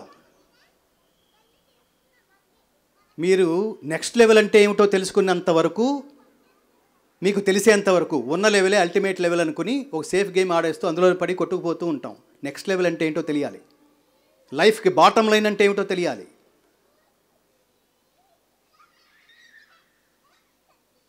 మన శరీరం పడిపోయిన సమయంలో చుట్టుపక్కల ఉన్న వాళ్ళు మన గురించి ఏం మాట్లాడుకుంటున్నారో that should be that is our character. వాళ్ళు ఫీల్ అవ్వాలి, we miss you sir really, మీ ప్లేస్ని ఎవరు రీప్లేస్ చేయలేరు అని అనిపించుకుంటున్నావా లేదా? అది జీవిత ప్రారంభ దశలోనే ఆలోచించాలి. దానికోసమే పుట్టాడు. దీన్ని ముందుకు తీసుకెళ్లే వాళ్ళు ఇప్పుడు ఇంకెవరు ఉంటారు, ఎవరన్నా ఉన్నారా అని సమాజం ఆందోళన పడే స్థితికి నువ్వు అచీవ్ చేయగలగాలి. లేకపోతే మెకానికల్ లైఫ్ ఎందుకు? అది ఎవరికి ఉపయోగపడిన లైఫ్ని చూసి మహాకవి శ్రీశ్రీ అంటాడు, నీది ఒక బతుకేనా కుక్కలవలె నక్కలవలె సందులలో పందులవలె అని. ఉపయోగపడండి సమాజానికి, మంచి పనులు చేయండి సమాజానికి. ఎక్కడ అక్రమం జరిగినా అక్కడ ప్రశ్నించే హక్కు తీసుకోండి. ఒక మంచి పని చేయడానికి మొత్తం మూగిపోండి. ఇవన్నీ నేను చేయగలిగాను కాబట్టి. అప్పుడు పరిశీలించిన తర్వాత నిజంగానే పరమాత్ముడు నాకేదో శక్తి ఇచ్చాడు, ఈ శక్తితో నేనేం చేయగలను అనుకున్నప్పుడు నాకు శక్తి గానము, దీంతో నేను శాశ్వతమైంది ఏదన్నా చేయాలి. ఏమిటా శాశ్వతమైంది? అప్పుడు రీసెర్చ్లో మహాత్ముల అనుగ్రహం వల్ల, గుర్తుపెట్టుకోండి, ఇప్పుడు మీరు విజయం సాధించారంటే అది మీ ప్రజ్ఞ కాదు, మన ప్రజ్ఞ కాదు, మన తల్లిదండ్రుల ఆశీస్సులు, వాళ్ళ తల్లిదండ్రుల తపస్సు వల్ల మనం ఇప్పుడు చేసే పనులకి విజయం చేకూరుతుంది. ఇది గుర్తుపెట్టుకోండి. మీరు చేసిన సత్ఫలితాల ఫలితం మీ పిల్లలకి సంక్రమిస్తుంది. వాళ్ళు మంచి పని చేస్తే వాళ్ళ పిల్లలకి. అలా నా తల్లిదండ్రుల అనుగ్రహం వల్ల,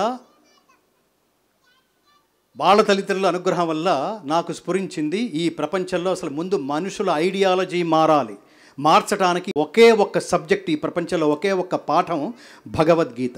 దాన్ని ఈరోజు వరకు, మొన్నటి వరకు భగవద్గీతలో ఉన్న 700 శ్లోకాలని మీరు కళ్ళు మూసుకుని వింటుంటే దర్శిస్తున్న అనుభూతి కలిగించే సౌండ్ టెక్నాలజీలో తాత్పర్య సహితంగా రికార్డ్ చేసిన వాడు ఈ భూమి మీద పుట్టలేదు.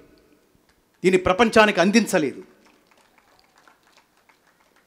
అందులో కొంత ప్రయత్నం చేసిన మహాత్ముడు ఘంటసాల వెంకటేశ్వరరావు గారు. భగవద్గీతలో ఉండే 700 శ్లోకాలలో 106 శ్లోకాలు ఆయన భక్తి రసోత్కృష్టంగా గానం చేశాడు. ఆ స్ఫూర్తి తీసుకుని అసలు ఈ దేశంలో భగవద్గీతని గాన పద్ధతిలో సంగీతబద్ధంగా ప్రపంచానికి పరిచయం చేసిన వాడు తెలుగువాడు. దాన్ని పూర్తి చేసి ప్రపంచానికి అంకితం చేసేవాడు కూడా తెలుగువాడే అయి ఉండాలి అనే స్ఫూర్తిని ఘంటసాల గారి నుంచి స్వీకరించి దీని ఇంకా నెక్స్ట్ లెవెల్లోకి తీసుకువెళ్ళాలి. అప్పట్లో ఒక రికార్డ్ లాగా చేశారంతే 4 ఇన్స్ట్రుమెంట్స్లతో. ఇప్పుడు భారతదేశంలో ఉన్న ఎన్ని ఇన్స్ట్రుమెంట్స్ భగవద్గీత అనే సబ్జెక్ట్కి నప్పుతాయో, అది బాంబే నుంచి, కలకత్తా నుంచి, చెన్నై నుంచి ఆ ఇన్స్ట్రుమెంట్స్ అన్నీ తెప్పించి ఒక సినిమాకి రికార్డింగ్ చేస్తే ఎలా ఉంటుందో దర్శనీయంగా వింటుంటే దర్శిస్తున్న అనుభూతి కలిగించాలి. ఎంతమంది హిందువులకి భగవద్గీత ఇచ్చినా చదవటలేదు. మీరు ఇచ్చారు, నేను మొహమాటానికి తీసుకున్నా, నేను చదివే టైం లేదు, చదవడానికి ఉపక్రమిస్తే అర్థం కావటల్లా. అందుకని పూజ గదిలో పడేసి భగవద్గీత మీ ఇంట్లో ఉందా? ఉంది. ఎక్కడుంది? అటు చూపిస్తున్నాడు పూజ గదిలోకి. దండం పెట్టుకుని వెళ్ళిపోతున్నాడు. భగవద్గీత పూజ గదిలో పెట్టుకుని భద్రపరిచి దండం పెట్టుకుని వెళ్ళే గ్రంథం కాదు, చదివి అర్థం చేసుకుని ఆచరించవలసిన గ్రంథం. భగవద్గీత ఆచరణ గ్రంథము, పఠనా గ్రంథం కాదు. ఎలాగో ప్రయత్నపూర్వకంగా వీడు చదవటం లేదు అని అనిపించి ఇది మొత్తం రికార్డ్ చేయాలంటే జీవితం మొత్తం దీనికే పణంగా పెట్టాలి అని డిసైడ్ అయిపోయాం. నాకేం కోట్లు లేవు, వెనకాల ఆస్తులు లేవు, అంతస్తులు లేవు, ఎకరాలు లేవు, ఫ్లాట్లు లేవు, బ్యాంక్ బ్యాలెన్స్ లేదు, లక్ష్యం మాత్రమే ఉంది. ఎలా వస్తాయో తెలియదు, ఎంత అవుతుందో తెలియదు, ఎంతకాలం పడుతుందో తెలియదు. 9 సంవత్సరాల కాలం దాన్ని రికార్డ్ చేయడానికి 9 కోట్ల రూపాయల ప్రాజెక్టు, చేతిలో 13,000తో ప్రారంభించిన ఈ ప్రాజెక్టు 9 కోట్ల రూపాయలతో ముగిసింది. ఎలా వచ్చింది? వాడున్నాడు. మిరకిల్స్ జరిగినాయి. నీకోసం ఆలోచించు, దేవుడు ఆలోచించి మరీ ఇస్తాడు. నీకోసం అడిగితే దేవుడు ఆలోచించి అర్హత ఉంటే ఇస్తాడు, లేకపోతే లేదు. ఎన్నిసార్లు అడిగినా ఇవ్వలేదు, వాళ్ళు లేడురా అనే స్టేట్మెంట్ కూడా ఇచ్చేస్తాం.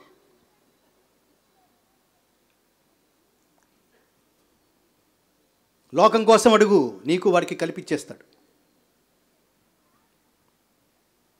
ఈ సంపూర్ణ భగవద్గీతని మొత్తం రికార్డ్ చేయడానికి 150 మంది టెక్నీషియన్స్, స్కాలర్స్ అవిశ్రాంతంగా 7 సంవత్సరాలు పనిచేస్తే తిరుమల తిరుపతి దేవస్థానం ఆశీస్సులతో సహా దీన్ని పూర్తి చేసి 8వ సంవత్సరంలో మేము మొట్టమొదట వినిపించాలనుకున్నది డాక్టర్ ఏపీజే అబ్దుల్ కలాం.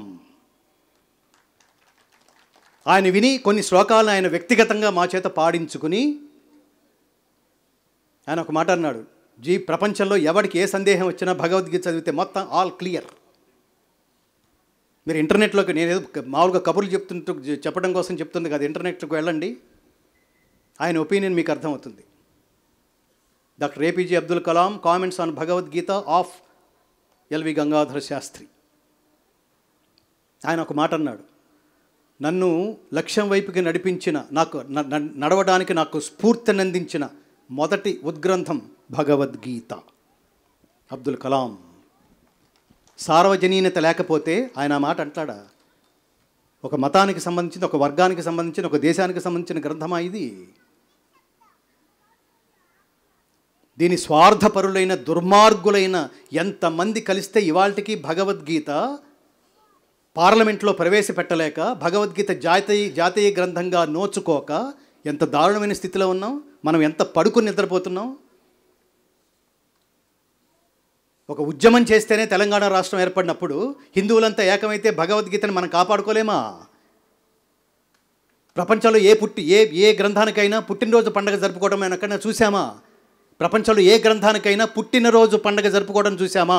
ఒక్క ప్రపంచంలో ఈ ధరిత్రి మీద ఒకే గ్రంథానికి పుట్టినరోజు పండగ జరుపుకోవటం మనం చూస్తున్నాం. ఇది సంప్రదాయంగా. ఆ గ్రంథం పేరే భగవద్గీత. మార్గశిర శుద్ధ ఏకాదశి శ్రీకృష్ణ పరమాత్మ అర్జునుడికి భగవద్గీతోపదేశం గావించిన రోజు. ఇది సంస్కృతి. భగవద్గీతని 1-2 గంటల్లో ఇది మనం ఏమంటారు, ఈ 18 సాగరాల జ్ఞాన సారాంశాన్ని ఒక చిన్న కమండలంలో బంధించడం సాధ్యం కాదు మిత్రులారా. అయినప్పటికీ సమయం ఎంతైందో తెలియదు, నాకు తెలియదు అసలు. మీరు ఎవరైనా ఆపేంత వరకు ఇదేదో శివరాత్రిలాగా గడిచెట్టుంది.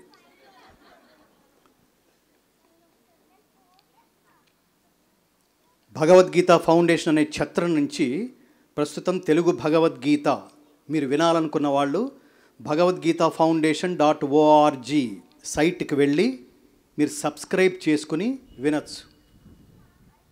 అంతా కలిపి 20-30 రూపాయల్లో దొరుకుతుంది. అది ఇట్ గోస్ టు ఫౌండేషన్. అది మాకేం వర్కౌట్ అయ్యే ప్రాజెక్ట్ కాదు.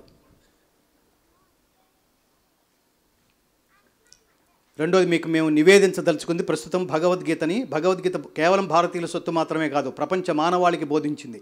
అందుకని దీన్ని ఇంగ్లీష్లోకి ట్రాన్స్లేట్ చేసి అతి త్వరలో దీన్ని అమెరికా అధ్యక్షుడి చేతుల మీద కానీ లేదా యూకే ప్రధానమంత్రి చేతుల మీద కానీ దీన్ని విడుదల చేయడానికి సంకల్పిస్తున్నాం. దీనికి స్పాన్సర్స్ని ఆహ్వానిస్తున్నాం.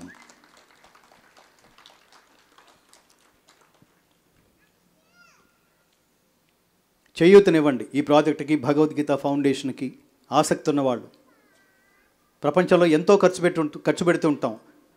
ఒక దశ వరకు పెడితే దాన్ని ఖర్చు అంటాం, దాన్ని నెక్స్ట్ లెవెల్కి వెళ్తే దాన్ని తగలేయటం అంటాం. ఇవాళ ఖర్చు పెట్టడం లేదు, లగ్జరీ కోసం పోతే దాన్ని తగలేయటం, అవసరం కోసం పెడితే దాన్ని ఖర్చు అంటాం.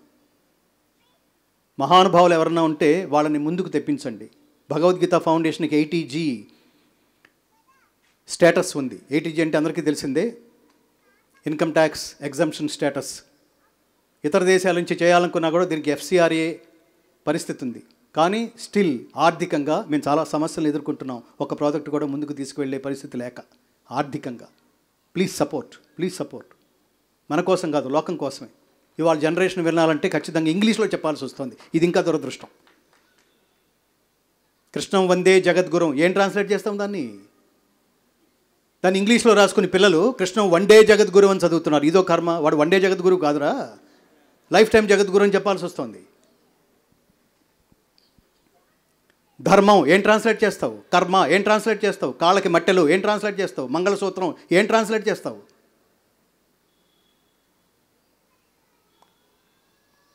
అయినా కూడా ప్రపంచ మానవాళిని ఉద్ధరించడం మీరు వింటూ ఎందుకు దీన్ని రికార్డ్ చేశామంటే మనం చదవట్లేదు కాబట్టి రోజుకు అధ్యాయం. మీరు కారులో కూర్చున్నారు, ఒక అధ్యాయం ప్లే చేయండి. ఇంటి నుంచి డెస్టినేషన్కి ట్రాఫిక్ తట్టుకుని డెస్టినేషన్కి వెళ్ళే మీ ఆఫీస్కి వెళ్ళే లోపల ఒక అధ్యాయం వినేయచ్చు. పిచ్చ FMలో వచ్చే చెత్తా చెదారం వదిలేయండి. మీకు కాన్సెప్ట్ మారిపోతుంది, ఐడియాలజీ మారిపోతుంది, మైండ్ సెట్ మారిపోతుంది, ఆలోచన విధానం మారిపోతుంది. ఎందుకు మారదో చూస్తా. నేనున్నాను కదా. పెద్ద ఉదాహరణ, భగవద్గీత రికార్డ్ అయిపోయిన తర్వాత వెనక్కి వెళ్ళి నేను సినిమా పాటలు పాడేసుకుని మరి నేను వెనక్కి వెళ్ళిపోతాను అనుకున్నా. నువ్వెవడరా అనుకోవడానికి అన్నాడు పరమాత్మ.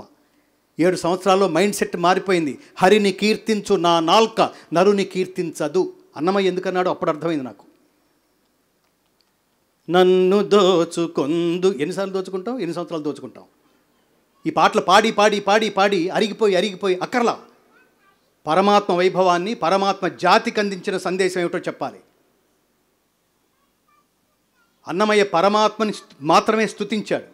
అక్కడ ప్రతి దేవాలయంలోనూ మోగవలసింది ఈ కీర్తనలు, ఈ పాటలతో పాటు అంతకు మించి పరమాత్మ మానవాళిని ఉద్దేశించి ఏం మాట్లాడాడు అది అర్థం చేసుకోవాలి. అది కావాలి. This is the most important.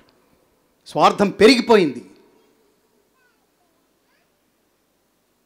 డబ్బు చుట్టూతోనే తిరుగుతున్నాం.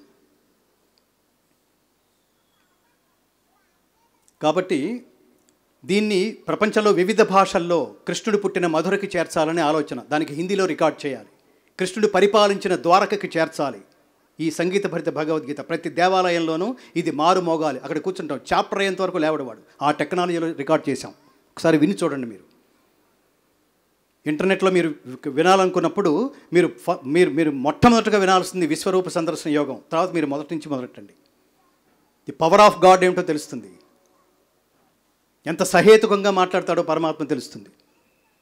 దాన్ని మీతోనే ఆపేయకండి. పిల్లలు కూడా నేర్పించండి, లేకపోతే ఈ ఈ కార్యక్రమం వృధా అయిపోయినట్టు. అలాగే జపనీస్ లాంగ్వేజ్లోను, ఇండోనేషియా, పూరి జగన్నాథుడి దేవాలయానికి, ఇతర దేశాల్లో ఉన్న హిందూ టెంపుల్స్ అన్నిటికీ దీన్ని చేర్చాలనేది భగవద్గీత ఫౌండేషన్ ప్రధానమైన లక్ష్యం. మొదటిది. రెండవది, భగవద్గీతలో ఉన్న సెలెక్టెడ్ 108 శ్లోకాస్ నిత్య జీవితానికి ఎలా ఉపయోగపడతాయి. దీని మతం అని ఎవడన్నా అంటే, ఇది అసలు ఇందులో మతం ఎక్కడుంది, దేవుడు ఎక్కడున్నాడు, భక్తుడు ఎక్కడున్నాడు, టీచర్ ఉన్నాడు, స్టూడెంట్ ఉన్నాడు, ఉత్తమమైన జ్ఞానబోధ ఉంది అని అనిపించే సెలెక్టెడ్ 108 శ్లోకాస్ని మేము వీడియోస్గా, షార్ట్ ఫిల్మ్ వీడియోస్గా తీయాలనేది ఇంకొక ప్రాజెక్టు. చిన్నపిల్లలప్పుడే వాళ్ళకి కార్టూన్స్ లాగా వాళ్ళకి అది వినిపిస్తూ, వాళ్ళు చూపిస్తూ ఉండాలి.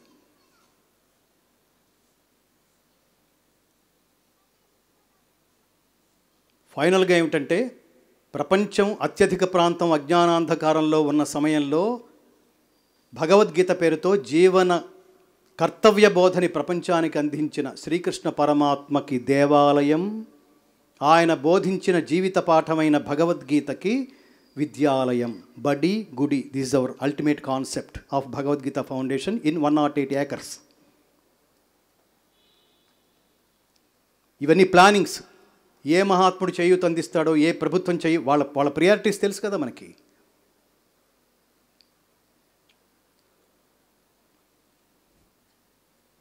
సో మీలో ఉన్న మహాత్ముల్లో ఎవరన్నా మనుష్యాణం సహస్రేషు కశ్చిత్ యతతి సిద్ధయ్య అంటాడు. కోట్ల మందిలో మీరు ఎన్ని ఉపన్యాసాలైనా చెప్పండి, చప్పట్లు కొట్టి వెళ్ళిపోయే వాళ్ళ పర్సంటేజ్ ఎప్పుడు ఒకటి ఉంటుంది, మనసులో నాటుకునే వాళ్ళ పర్సంటేజ్ కొంత ఉంటుంది, అందులో నిలబడే వాళ్ళ పర్సంటేజ్ ఒక్కడుంటాడు. వాడి కోసమే ఈ వ్యవహారం అంతా. అతని కొంతమందిని తయారు చేయాలి, అతని కొంతమందిని తయారు చేయాలి. ఈ జాతి ఆగటానికి వీల్లేదు, ఈ జ్ఞానానికి ఫుల్ స్టాప్ పడడానికి వీల్లేదు.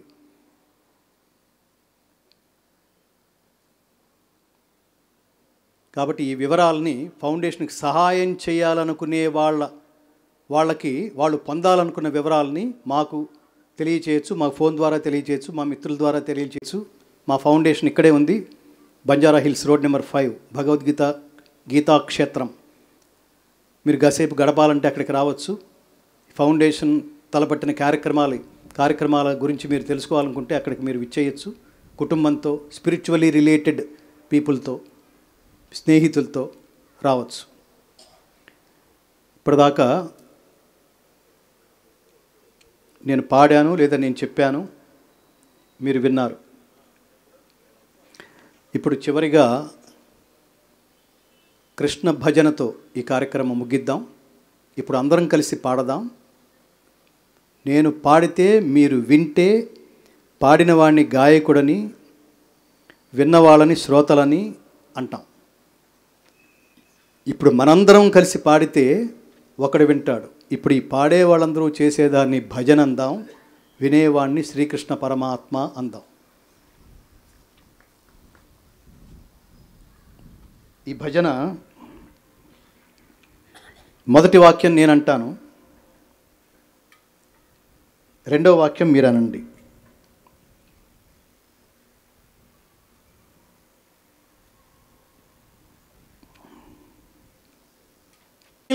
కృష్ణ హరి అని నేనంటాను.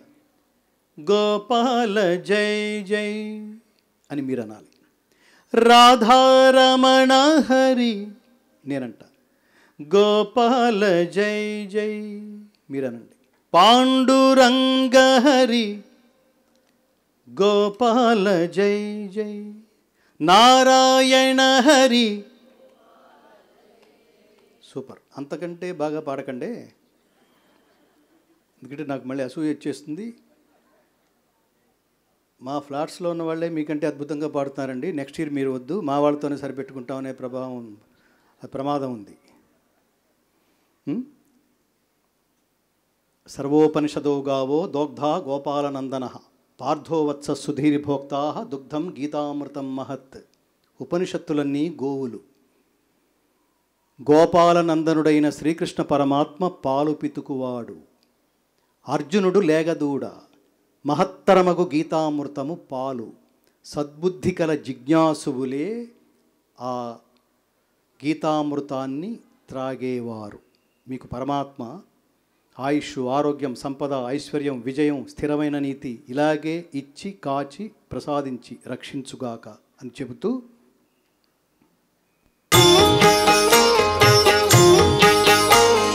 గోవింద కృష్ణ హరి గోపాల జయ జయ, రాధారమణ హరి గోపాల జయ జయ, నారాయణ హరి గోపాల జయ జయ, పాండురంగ హరి గోపాల జయ జయ,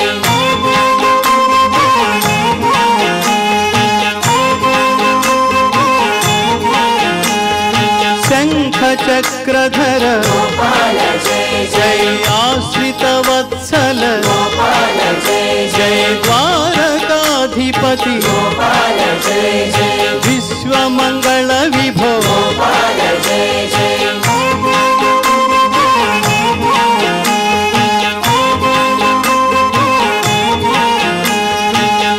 శ్రీవత్సాంకిత గోపాల జయ జయ, శ్రీకౌస్తుభధర గోపాల జయ జయ, గోవర్ధన గిరిధర గోపాల జయ జయ, గోకుల పాలక గోపాల జయ జయ,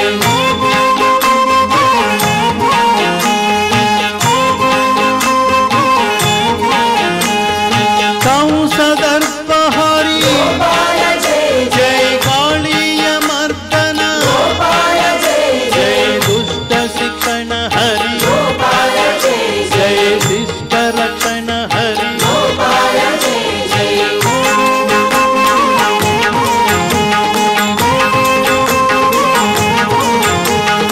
జగదాధార గోపాల జయ జయ, కలుష విదూర గోపాల జయ జయ, యదుకుల తిలక గోపాల జయ జయ, ఆనందకారక గోపాల జయ జయ,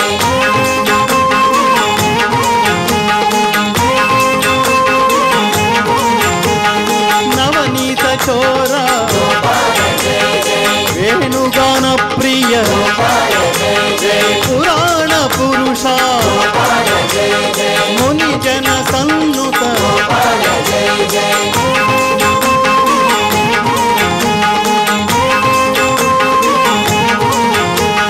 దుఃఖ విమోచన గోపాల జయ జయ, ఆనందనందన గోపాల జయ జయ, జ్ఞాన ప్రదాయక గోపాల జయ జయ, మోక్ష ప్రదాయక గోపాల జయ జయ,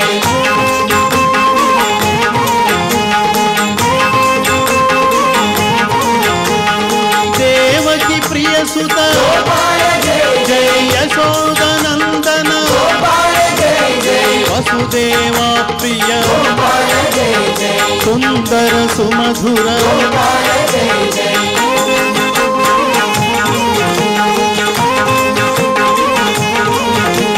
గీతాచార్య హరి గోపాల జయ జయ, కరుణా సాగర గోపాల జయ జయ, మకర కుండలధర గోపాల జయ జయ, బృందావనచారి గోపాల జయ జయ,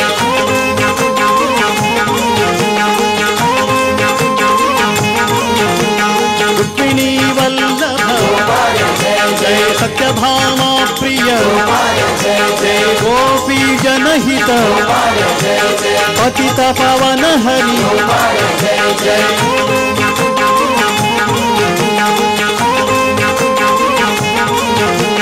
హరే రామ గోపాల జయ జయ, రామ రామ హరే హరే గోపాల జయ జయ, హరే కృష్ణ గోపాల జయ జయ, కృష్ణ కృష్ణ హరే హరే గోపాల జయ జయ,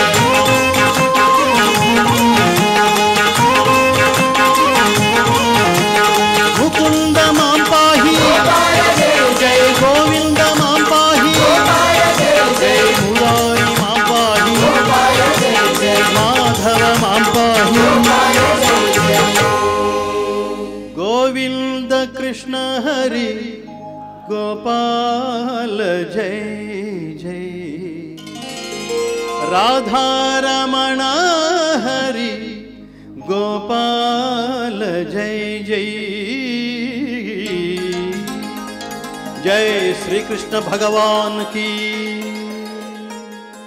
जय। स्वस्ति प्रजाभ्यः परिपालयन्तां न्याय्येन मार्गेण महीं महिषाः గోబ్రాహ్మణేభ్య శుభమస్తు నిత్యం. లోకా సమస్తా సుఖినో భవంతు. సర్వేపి సుఖినః సంతు. సర్వే సంతు నిరామయాః. సర్వే భద్రాణి పశ్యంతు. మా కశ్చిత్ దుఃఖభాగ్ భవేత్. అసతో మా సద్గమయ, తమసో మా జ్యోతిర్గమయ, మృత్యోర్మా అమృతంగమయ. ఓం శాంతి శాంతి శాంతి. జై శ్రీకృష్ణ. స్వస్తి.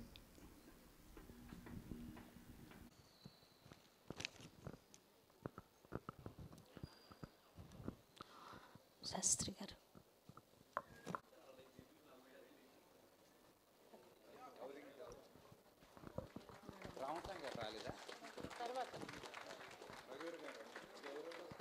వీళ్ళు అయ్యాక తర్వాత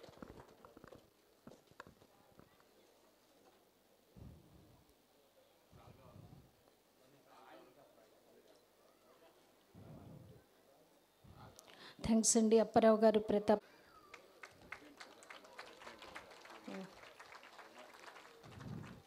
ఇక మా మై హోమ్ అవతార్ ప్రెసిడెంట్ అయిన శ్రీమతి ఉమాదేవి గారిని వేదిక మీదకి ఆహ్వానిస్తున్నాను. గారు ఆవిడ మా ప్రెసిడెంట్ గారండి.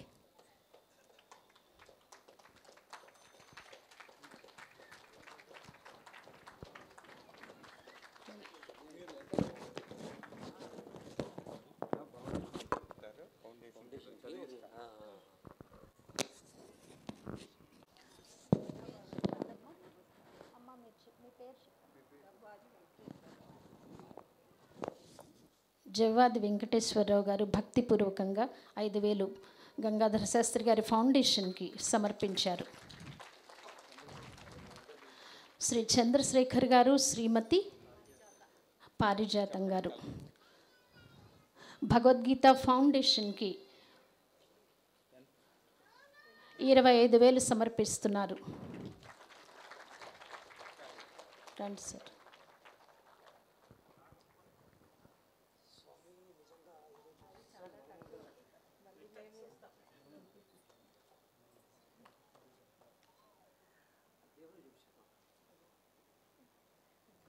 కృష్ణ పరమాత్మను చూపించారు.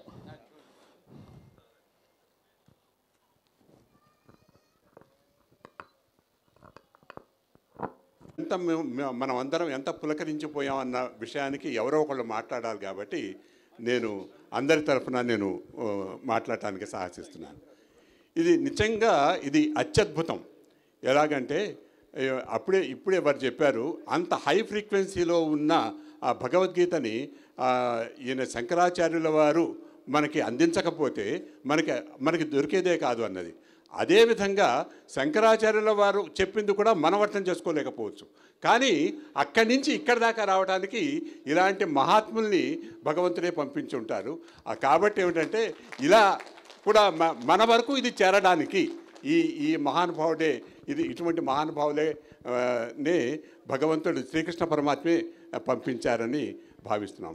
అయితే ఒక విషయం ఏమిటంటే, అత్యద్భుతంగా ఉన్న విషయం ఏమిటంటే, ఇందులో మనస్సు తర్వాత బుద్ధి రెండింటినీ రంజింపజేసిన పరిస్థితి.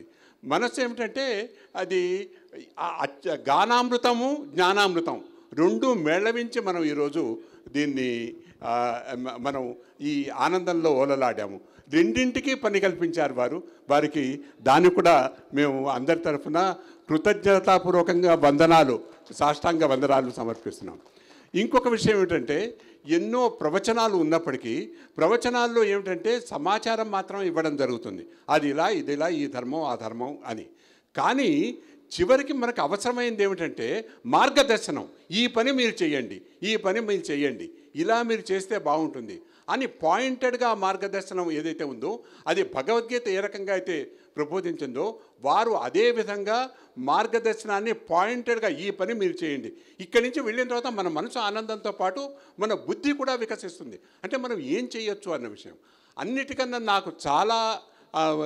నాకు మనసుకు ఆనందం కలిగించిన విషయం ఏంటంటే, ఇది పిల్లలకి చెప్పండి అని వారు చెప్పడం. అది నేను అంటే చాలా సందర్భాల్లో చాలామందితో నేను ఇది మనవి చేస్తూ ఉండేవాడిని. ఏమిటంటే మన నెక్స్ట్ జనరేషన్ని ఏదో ఒకటి మనం ఈ సంస్కృతి గురించి చెప్పాలి అనే విషయంలో వారు ఎంత చక్కగా మనందరికీ మార్గదర్శనం చేశారంటే, మనల్ని ఒక ఓత్ తీసుకోమని కూడా చెప్పారు.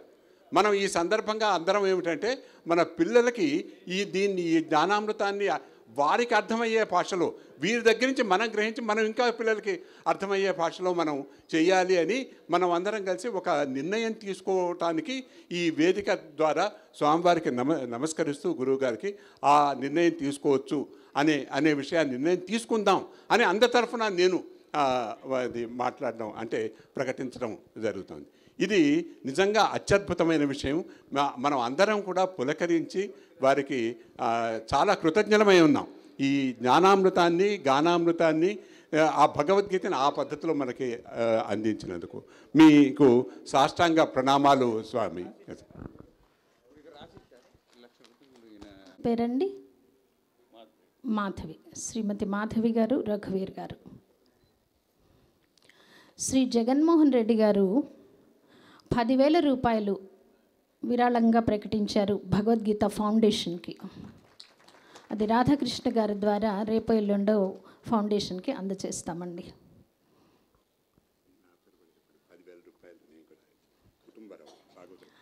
భాగవతుల కుటుంబరావు గారు 10,000 రూపాయలు భగవద్గీత ఫౌండేషన్కి విరాళంగా అందజేస్తున్నారు.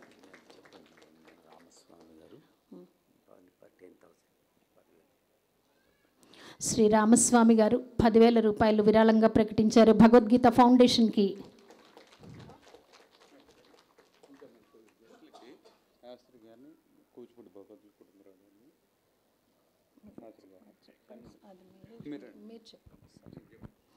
శ్రీ కుటుంబరావు గారికి మరియు ఆర్గనైజర్స్కి శాలువా కప్పవలసిందిగా గంగాధర్ శాస్త్రి గారిని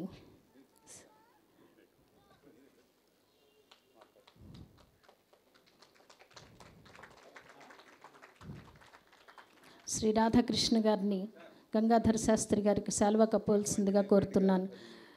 శ్రీ రామాంజనేయుల రెడ్డి గారు కూడా 10,000 రూపాయలు భగవద్గీత ఫౌండేషన్కి విరాళంగా అందజేస్తున్నారు. శ్రీ లింగమూర్తి రాజు గారు మరియు శ్రీమతి సీతామహాలక్ష్మి గారు 10,000 రూపాయలు భగవద్గీత ఫౌండేషన్కి విరాళంగా అందజేస్తున్నారు.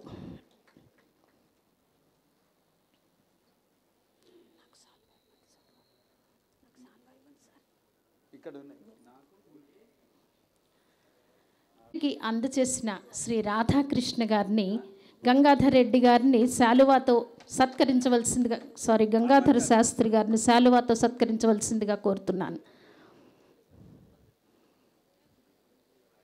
మీరు వేయండి సార్.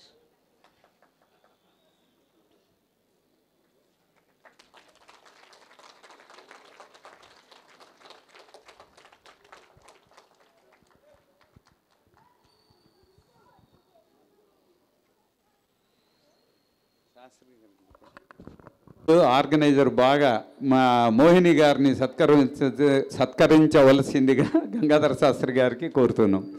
నెక్స్ట్ విఎస్ శాస్త్రి గారు అండి, ఆర్గనైజర్.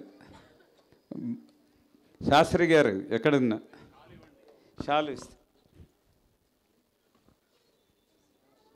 చిన్న శాస్త్రి గారు.